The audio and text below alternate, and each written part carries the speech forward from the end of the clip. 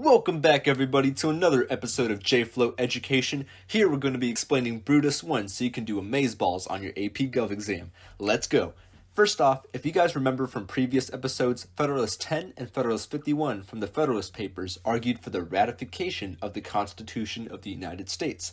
So, if the Federalist Papers advocated for the ratification of the Constitution, then the Anti-Federalist Papers are going to argue for just the opposite. They do not want the Constitution to get ratified.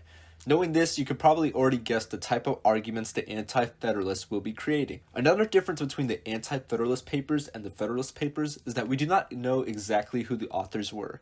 We have some positive guesses over founding fathers who most likely wrote them, such as Patrick Henry, but nothing is exact. Alright, now that we got that out the way, we can start with the content in Brutus 1.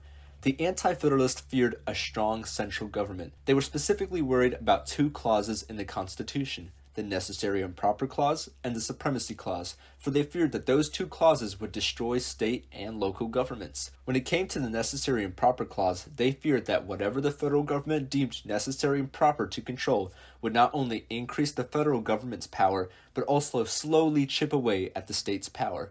Through time, the federal government will get bigger and bigger, and through some more time, state power will become almost non-existent. This is a big reason why the 10th Amendment would be added to the Bill of Rights in the future. Now, when it comes to the Supremacy Clause, the most obvious reason why the Anti-Federalists in Brutus 1 didn't like it was because it made federal law supersede state laws, and the Anti-Federalists were very pro-state sovereignty. Along with the fear from those two clauses, Brutus 1 argues that a strong central government that governs the entire nation wasn't practical. With a wide diversity of people from state to state, having a group of people govern them wouldn't be very representative of the wide variety of issues each state faces. Here is an excerpt of Brutus 1 that talks about just that.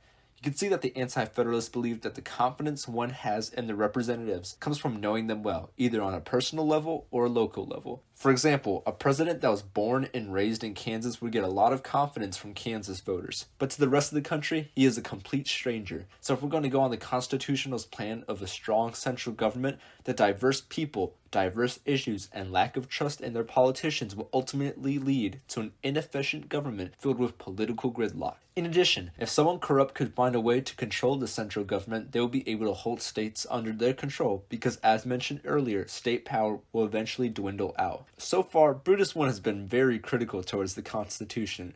So what does it advocate for instead?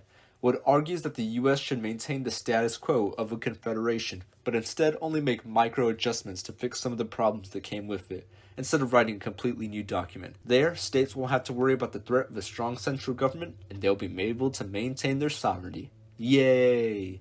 Alright, that was a lot of info to digest in one document. So how can we remember this document easily for when we take the AP exams in the upcoming weeks or months, depending on the time you watch this video? Well, you should think of the story of Julius Caesar, specifically his assassination scene. Here, Brutus kills Caesar and ends the threat of a tyrannical dictatorship. Or at least he thought so at the time. Brutus obviously symbolizes the Anti-Federalist and state governments because they use the pseudonym Brutus in their arguments against the Constitution. Caesar, on the other hand, symbolizes the federal government and tyranny, for Caesar was about to become the absolute leader in Rome, while the central government was feared to become the absolute leader of the United States when the Constitution passed. So in conclusion, we talked about the Anti-Federalist Papers and how they were documents that did not support the ratification of the Constitution. They used the pseudonym Brutus because of awesome symbolism and meaning. Also, they feared the power of a central government because of the Necessary and Proper Clause and Supremacy Clause. Next, with the country that's growing in varied interests, they realized that this would only lead to political gridlock.